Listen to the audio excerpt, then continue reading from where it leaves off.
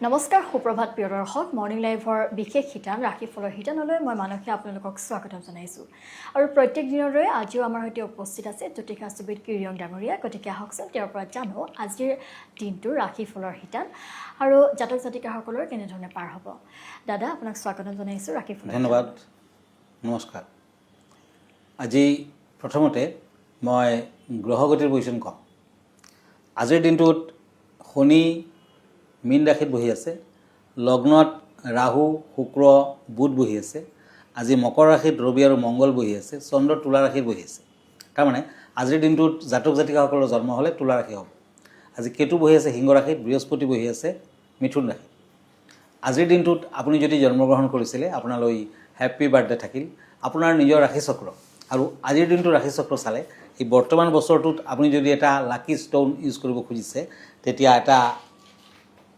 Red কৰেল আপুনি use কৰিব পাৰে এয়া হ'ল এটি ৰেড কৰেল ৰক্তপ্ৰবাল আপুনি সোঁহাতৰ ৰিং ফিংগাৰত পিন্ধিব তামোল বনাই পিন্ধক মংগলবাৰ দিনটো পালন কৰক আৰু বগলা দেৱীৰ মন্দিৰ মাজে সময়ে দৰ্শন কৰক ধন্যবাদ এতিয়া আহিছোঁ দিনটো ৰাশিফললৈ প্ৰথমতে মই মেষ ৰাশিসকলৰ ফলাফল ক'ম কাপছ এণ্ড কাপছ এৰিছ আজি আনৰ লগত তুলনা কৰাটো আপুনি ভাল নাপাব বিয়া বাৰুৰ কথা বতৰাত আগবাঢ়িব পাৰে শৰীৰৰ প্ৰতি যত্ন লোৱা উচিত হ'ব দান ধ্যান কৰক ভাল ফল পাব pink colour lucky orange colour unlucky pentacles and page of swords বৃষ ৰাশিসকলৰ বাবে টৰাছ আজি ভ্ৰমণৰ সম্ভাৱনা কৰ্মৰ ক্ষেত্ৰত সহকৰ্মীৰ লগত কিছু অশান্তি মতবিৰোধ আদি শৰীৰ মধ্যম ব্যৱসায় বাণিজ্যত উন্নতি আজি লক্ষ্মীনাৰায়ণৰ মন্দিৰ দৰ্শন কৰক পূজা পাতল আগবঢ়াওক ভাল হ'ব মেৰুণ কালাৰ লাকি ব্লু কালাৰ আনলাকি মিথুন ৰাশি জেমিনি কাপছ এণ্ড কাপছ নতুন ব্যৱসায় বাণিজ্যৰ আৰম্ভণি কৰিব পাৰে ওচৰ চুবুৰীয়াৰ লগত মতবিৰোধ বিদ্যাত শুভ প্ৰেমত সাৱধান হওক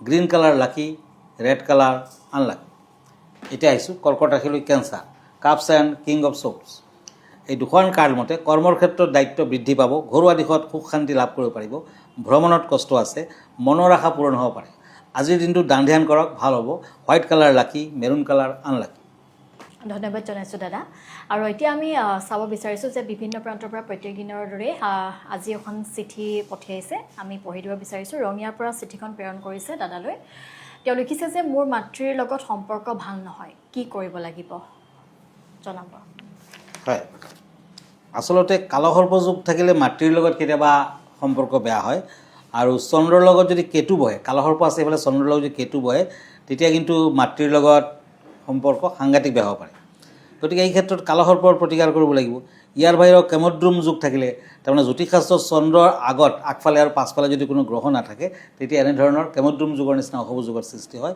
তেতিয়াও মাতৃ পিতৃৰ লগতো কিন্তু ভাল ভাৱ নাথাকিব পাৰে সেই সংক্ৰান্ত তেনেকুৱা থাকিলেও আপুনি প্ৰতিকাৰ কৰিব লাগিব গতিকে কালসৰ্প যুগ আচলতে পৃথিৱীৰ বহুত ডাঙৰ ডাঙৰ মানুহৰো কালসৰ্প আছিলে যেনে বেনিটো মুছলিনী পণ্ডিত জৱাহৰলাল নেহৰু বল্লভভাই পেটেল মাও চেতুং ইন্দিৰা গান্ধী এওঁলোকৰো কিন্তু কালসৰ্প যুগ আছিল জীৱনত যথেষ্ট উত্থান পতন থাকে গতিকে সেই হিচাপে কালসৰ্প যুগৰ প্ৰতিকাৰ কৰক তেতিয়া নিশ্চয় ভাল ফল পাব আৰু কেতুৰ লগত চন্দ্ৰ থকাৰ বাবেতো আপোনাৰ বেছি বেয়া হৈছে গতিকে কালসৰ্পৰ পূজা পাতল শিৱৰ আৰাধনা কৰক শিৱক মানি চলিব আৰু পাৰিলে এটা ৰুদ্ৰাক্ষ পিন্ধক আৰু শিৱৰাত্ৰিৰ দিনা আগলৈ শিৱৰাত্ৰি আহি আছে এযোৰ ৰূপৰ সাপ শিৱ মন্দিৰত দান কৰক নিশ্চয় ফল আহিব ভাল হ'ব ধন্যবাদ হয় আমি পৰৱৰ্তী ৰাশিফলসমূহলৈ যাম কিন্তু এতিয়া সময় হৈছে এটা চমু বিৰতিৰ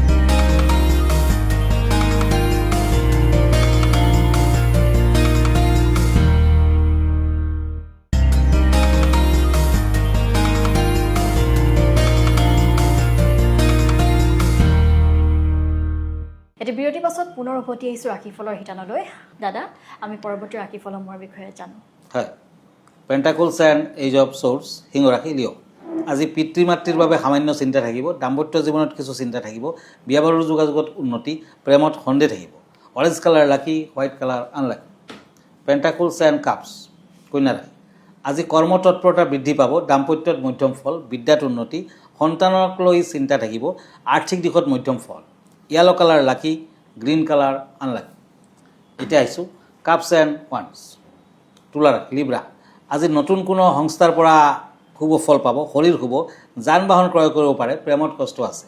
তুলা ৰাশিৰ জাতক জাতিকাসকলে আজি শংকৰ আঙুঠি পিন্ধক, দিনটোত black colour, white colour use কৰিব পাৰে, ক্ৰীম কালাৰ আনলাকি। এতিয়া আহিছোঁ বৃশ্চিক ৰাশিলৈ স্কৰ্পিঅ', কাপছ এণ্ড হেংমেন। এই দুখন কাৰ্ড মতে হঠাৎ কোনো সমস্যা সন্মুখীন হ'ব পাৰে, অৱশ্যে দুশ্চিন্তা নকৰিব। পঢ়া শুনাত মধ্যম ফল, সামাজিক দিশত ব্যস্ততা বৃদ্ধি পাব, প্ৰেমত আনন্দ লাভ।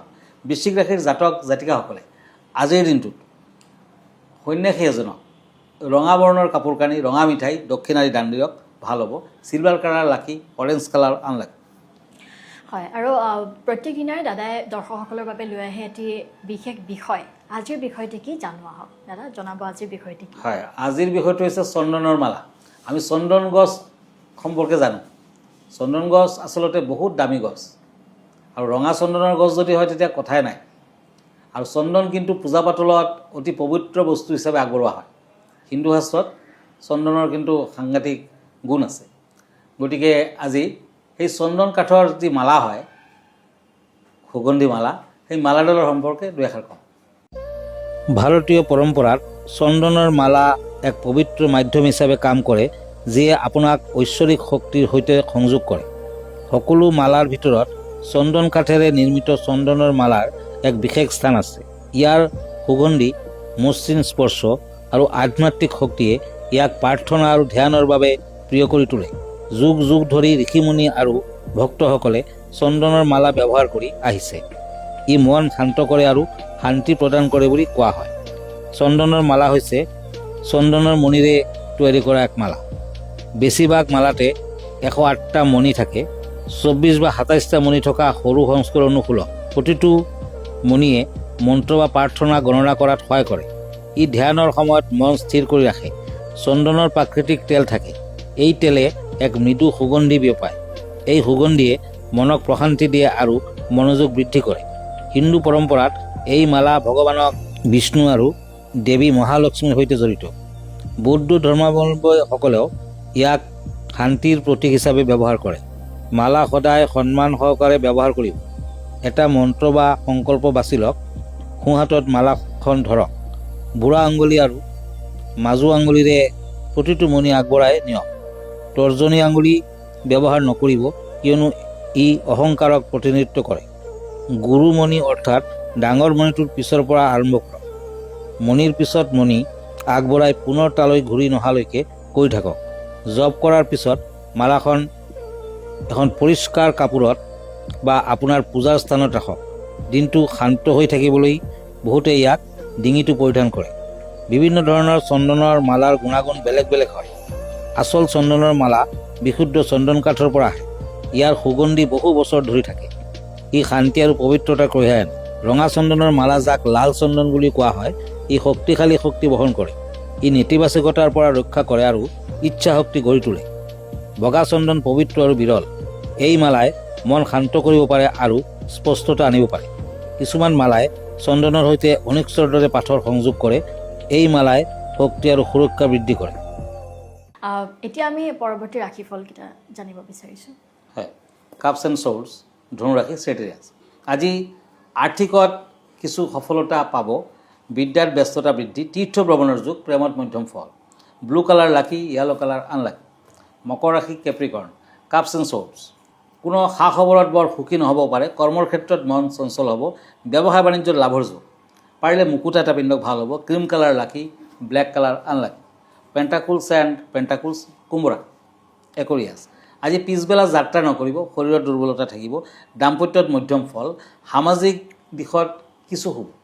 কুম্ভ ৰাশিৰ জাতক জাতিকাসকলে আজিৰ দিনটোত সদায় নিজৰ লগত কেইটামান তুলসী পাত ৰাখক, ভাল হ'ব। ৰেড কালাৰ লাকি, য়েলো কালাৰ আনলাকি। মীন ৰাশি, ওৱান্স এণ্ড চেৰিয়ট।